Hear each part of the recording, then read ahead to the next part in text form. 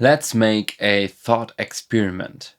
What happens when you mix, let's say, a good vibe melody, maybe even some chords that feel super, that give you the feeling of you're sitting at the beach, maybe something like this, with a very, very strong and fat techno kick, a very heavy beat, and all this type of raw feeling that you know from techno. Well, Hilo does it, and his new track, Brazil, pictures perfectly how this combination could look like. So in this video, we're gonna have a look at the dualism of this very, very low and strong kick, but at the same time, the very happy and good vibe melody and how it can be fused together.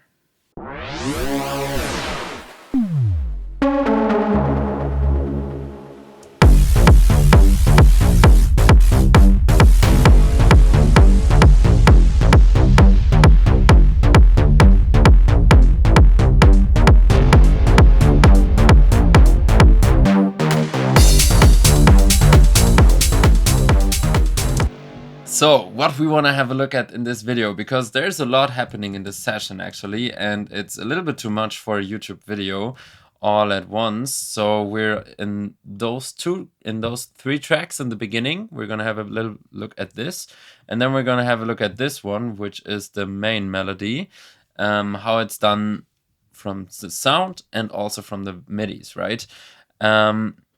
If you want to learn more, like if you're interested in all those FX and the drums and the second layer of the melody and all that, I really, really suggest you to check out the Weltsound Mentorship.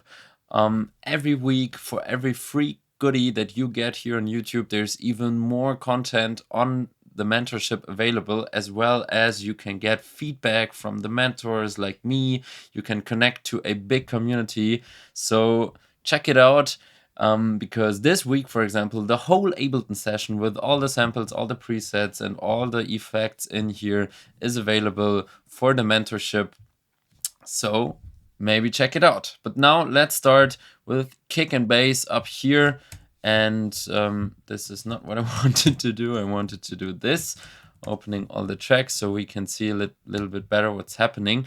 And first of all, let's talk about the kick. This is going to be interesting because in this video, I'm going to show you how you can go from here to here.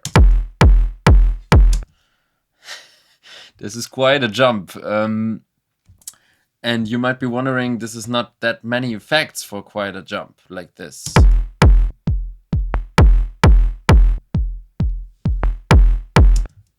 Maybe we also go for a smack-scope.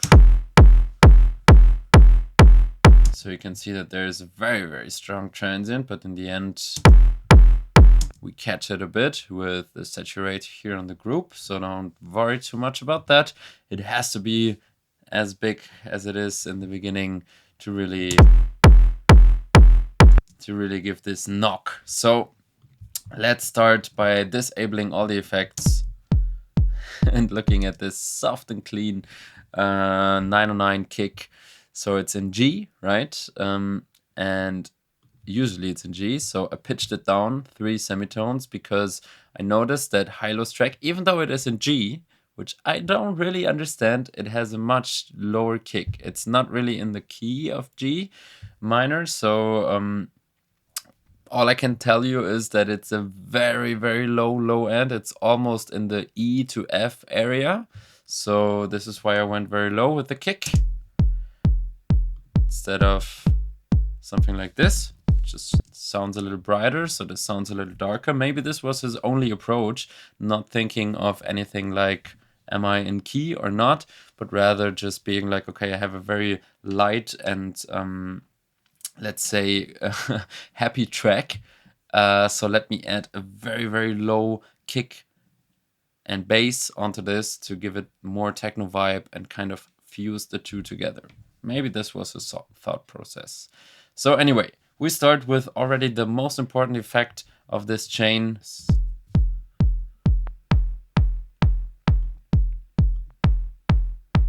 Can hear what's happening is we shape the transient in a way that there's much more mid plug And the low end is getting a little quieter, kind of, you can say, in comparison to before. And how we did this is with multi-band dynamics from both below and above. From above, we compressed a little bit, and from below, we just expanded a little bit. And what's really interesting is the overall time knob here now. So you can see that I have time settings set for both the high band and the mid band. The low band, I don't touch at all. And also I set it to 800 Hertz, which is pretty high for a low band. So I really don't want to touch this and the low frequencies in this step of the workflow at all. I just want to touch the transient, right? So here just a little more. And maybe this is the way you can see it best. Much more mid-transient. Nothing's changing here. Then we have the time, the big time knob that I just wanted to talk about, which is very interesting.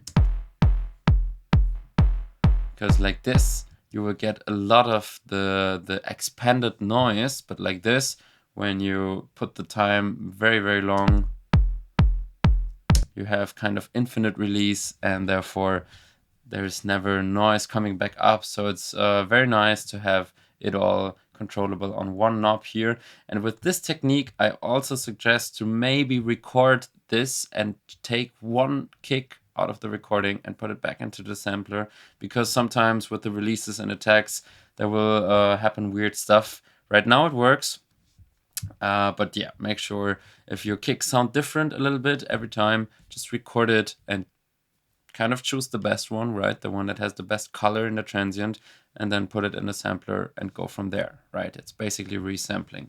Okay, so next we have a saturate, and this one is doing much more. First of all, it's making it all very loud, of course. We also want it to be louder, so it's yeah, to compare it, we would actually have to be much quieter. Right, zoom something like this. But I think it's quite obvious what's happening here. And the key actually is, so first of all, we have the soft sign, and if we would have the bass at 0, we would have this, which is very low oriented. But with the bass a bit higher, we kind of shift. We have less distortion on the low end, and therefore more focus on the transient, which is exactly what we want.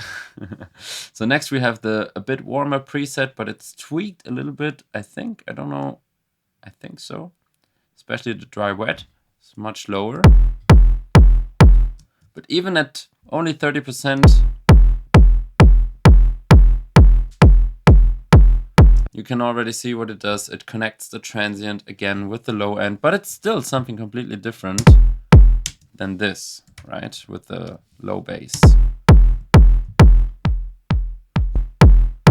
So those two guys, the first one is for the transient, the second one is kind of for the low end to connect it both together. Really warm up the kick and make it much stronger and more distorted. So then we have a cleaning EQ.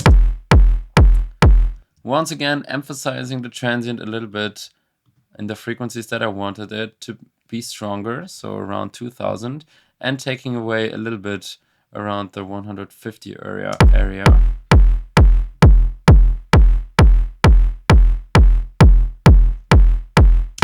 And lastly, just a little bit of soft clipping, not really any compression happening here, just a little bit.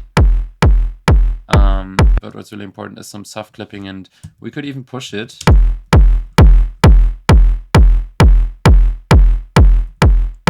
Like this to make it a bit stronger. It was at 0, right? Yeah, it was at 0. So I think for some reason I thought this is already enough. Still, you can push it. And that's the way you can go from a simple 909, like this, to an absolute monster of a kick, like this. So now let's move to the rumble. Not much to say about the rumble actually, because so it was made with the kick drum, of course. There was a rumble rack on the kick drum. It's the rumble rack from the Weltsound Techno bundle. Let me have a look. massive kick and rumble. Exactly, it's this one. And I just soloed the rumble to open this, and this right here's the rumble. So I soloed this. So if you're interested in this, make sure to check out the bundle. But for now, we have a recorded rumble and yeah, also a dip at 100 Hertz this time. Has a nice little bit of movement in it already. And to round it all out, we have those toms. Very low, also with a lot of filter, but a little bit of distortion right here.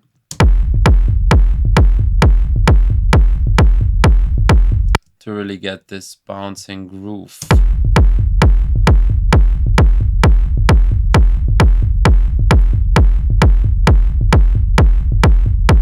And it all looks like this in the end, still a strong transient, but it's all nicely glued together due to the saturation, and you could even apply a little bit more, but I think at this stage I was already very happy.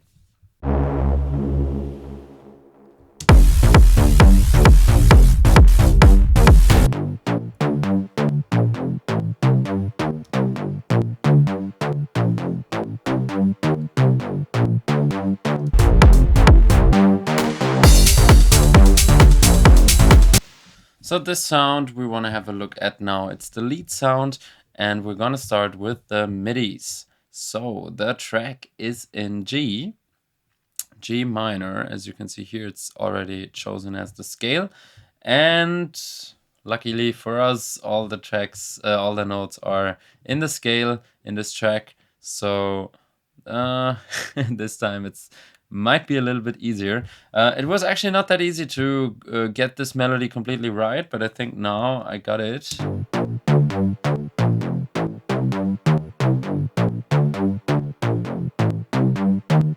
And now that I look at it, it's actually not that like difficult of a melody, but something was bothering me when I did it. So the first thing we have to understand is that we jump from G to G and then from F to G. So from the root to the root, 1 octave higher, and then from the 7th note to the root, 1 octave higher as well. And this is already interesting because it's this very easy movement. Let's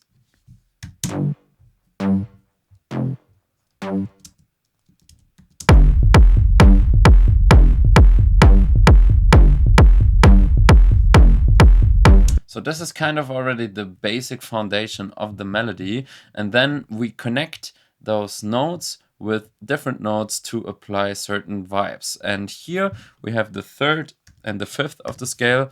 So basically it's a G minor chord like this. I actually put the synth in mono, so we can play chords here, but that's not a problem. You can see that this is the G minor chord, right? So we go up the G minor chord to the next G, and then we go down the G minor chord. So from the G minor chord, we now go to the F major chord, which is F, A, C, right? Those 3 are the F major. So it's very interesting that now on top of this movement that we already found in the melody, G, G, F, G, so basically G, F, G, F, we just make it chords, right? It's G minor, F major. And now to round it out, we have the C minor chord here, but also divided into a melody, and this time, like we did it here with the G minor chord, it's just reversed, right? So we don't have it like this, but the other way around. If we would have everything in the same direction,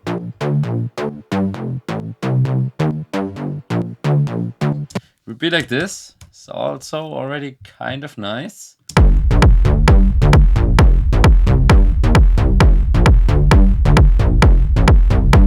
But of course, like this, it makes a lot more sense to have this kind of pyramid walk from G minor, F major, C minor. So very interesting how this melody is built up completely on chords, and the chords are just arpeggiated in a way. So the rhythm that we have here, let me just go here with this B. The rhythm that we have is this one. And essentially what we have is this Latino rhythm here with the weak offbeat, with the weak 16th, the fourth one here, and then the offbeat. And then we repeat this here and here, but there's also always a note on the kick, on every second kick. So it really much has this kind of South American Latino vibe in the melody, and it's also a nice chord progression from the G minor to the F major to the C minor, and therefore works very, very well. So now let's move on to the sound. This is the lead pluck.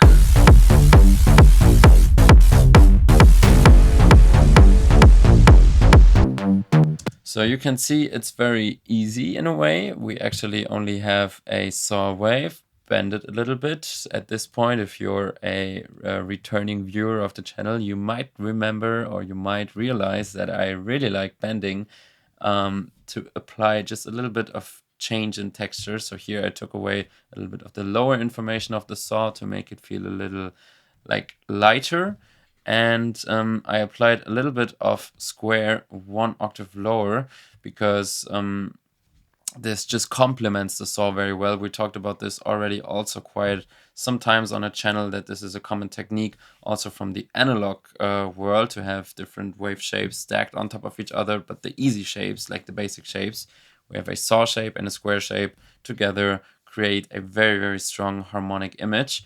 And unison on both to make it feel very stereo was necessary here. And then down here I have a time knob, which is mapped to the release of envelope 1, the release of envelope 2, and also the sustain and the decay of envelope 2. So with the time knob, essentially we can make an automation like this one. Let me just accelerate it a bit.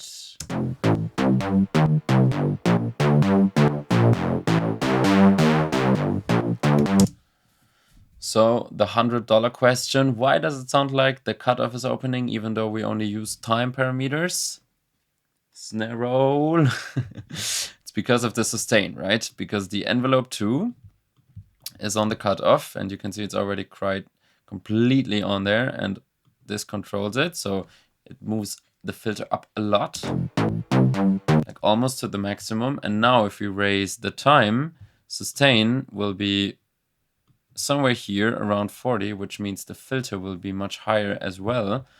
It will be around here because it never comes completely back to 0.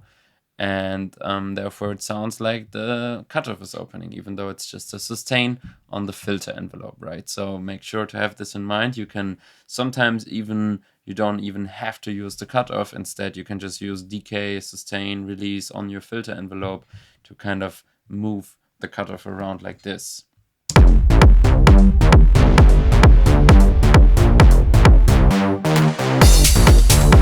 So what we have on here as well is a redux, and this is something that I'm not sure if that's the way he did it, in a sense that I'm not sure if this is the sound the redux is on, but you can hear this. A little bit of noise. It's even very good audible if it's just 7%. And it's on the Latino notes for sure. I can hear this in his track. It's on those notes.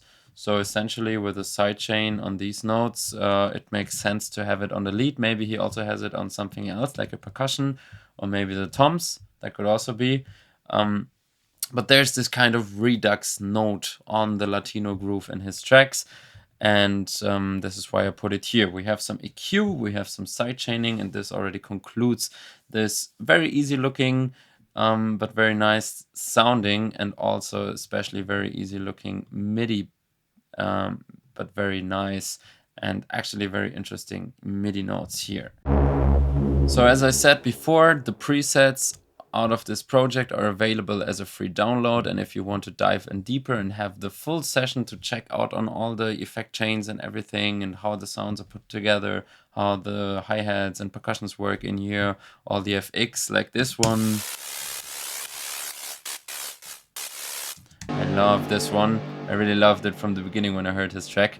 So if you want to know how this works, make sure to consider checking out the mentorship. And until then, I would say have a good time and keep making music.